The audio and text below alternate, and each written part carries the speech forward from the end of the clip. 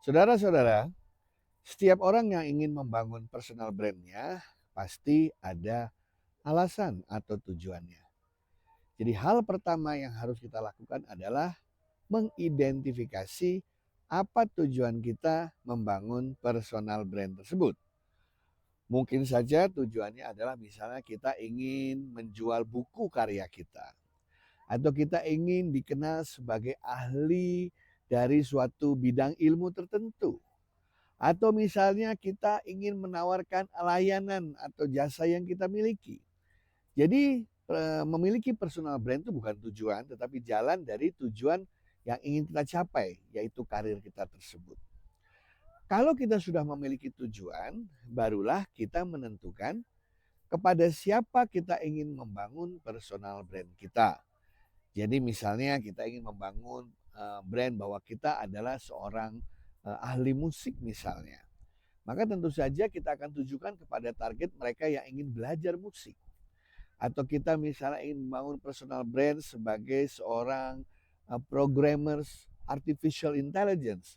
Maka target kita adalah mereka orang-orang mulai dari mahasiswa mungkin, profesional yang ingin belajar programming terkait dengan AI.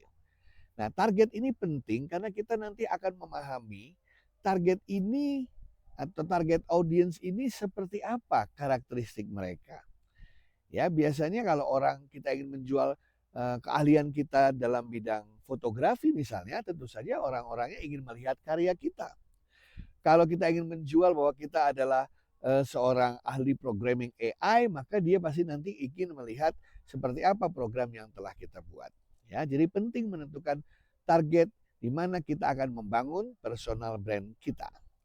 Kalau sudah, barulah kita mulai ya mengenali diri kita sendiri. Apa kelebihan kita? Nah, apa yang kita sampaikan? Apa yang membedakan saya dengan ahli-ahli yang lain, dengan individu yang lain, dengan profesional yang lain? Ya tentu saja selain membuktikan diri dengan kata-kata ya seperti seorang salesperson begitu, kita juga harus membuktikan dengan karya-karya yang pernah kita buat sebelumnya. Fotografer memperlihatkan gambar-gambar foto yang pernah dia buat. Ya, seorang pelukis memperlihatkan lukisan yang pernah dia buat.